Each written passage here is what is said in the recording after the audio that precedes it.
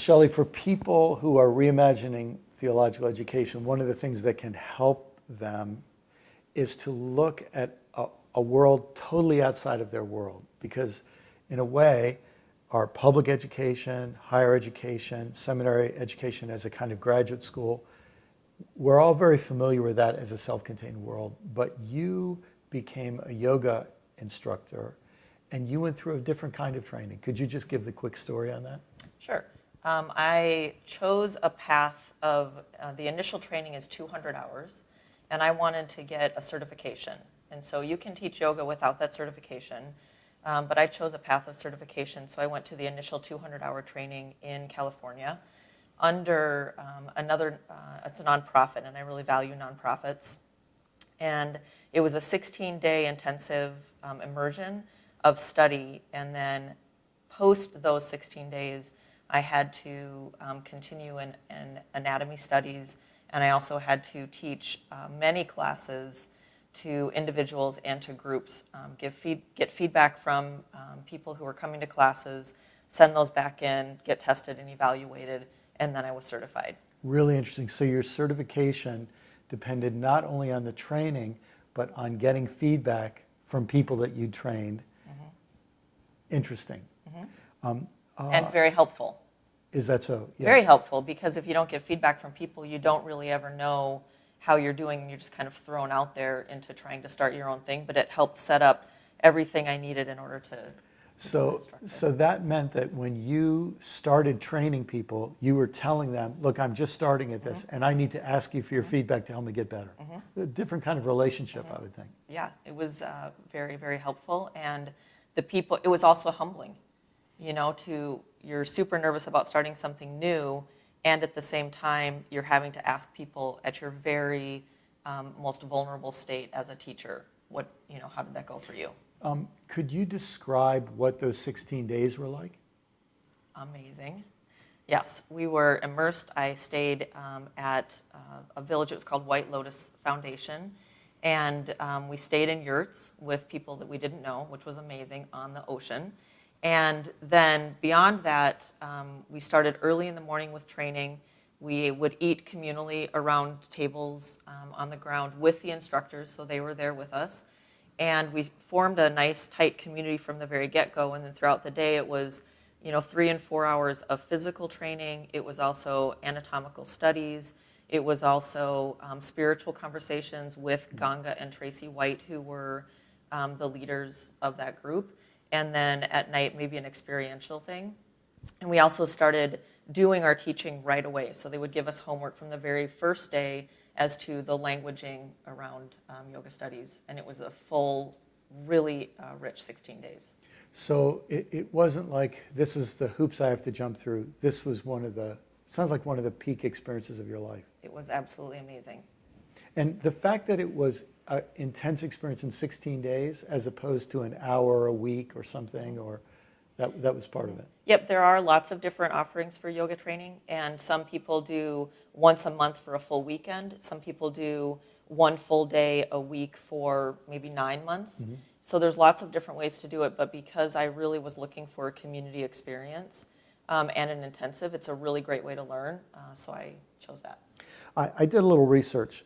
I found out that the data now is a few years old, but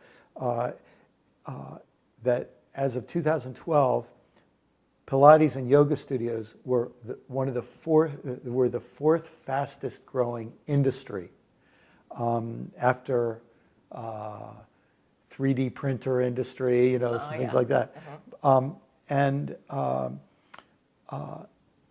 There were the number of people practicing yoga went from 15.8 million to 20.4 million, which is a 29% increase in the 4 years from 2008 to 2012, which is the years of the recession and downturn. In the middle of that recession, here's an industry growing by almost 30%. And that a huge part of this is attributed to the fact that there are training programs like you went to that produce trainers at an affordable cost in a short amount of time that make them then bring yoga to people all over the country. and that the average yoga studio has a 12.7% profit margin. Interesting. Number. Tell me about how your training relates to making a living. I would say that, first of all, when you step into a training, your eyes are wide open as to what you don't know. Mm-hmm. And so the world shifts in many ways, and that shift is one that can cause a lot of anxiety. But when you move into it, it becomes something that you can embrace, and something that, because when people are teaching yoga, it's coming out of a passion typically. Mm-hmm. So most people, like other spiritual practices, religions, you might have an experience, and that experience is what propels you forward. And so I think for me, the business of yoga has been about sharing. Our tagline at Yoga Sanctuary is share yoga, share life, share peace. Mm. And I came up with that, or God gave it to me, in a way in that I feel like the first level that people start to experience something new is on the physical level. Mm-hmm. And then the next level would be kind of, so sharing yoga.